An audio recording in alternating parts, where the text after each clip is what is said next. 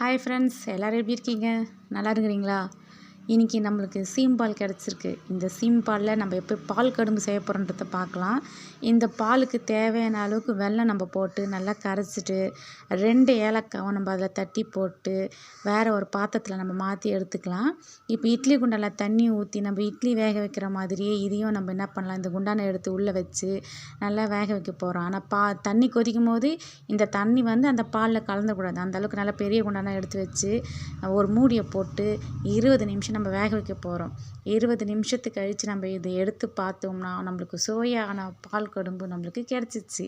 இது உடம்புக்கு ரொம்ப ரொம்ப ரொம்ப நல்லது.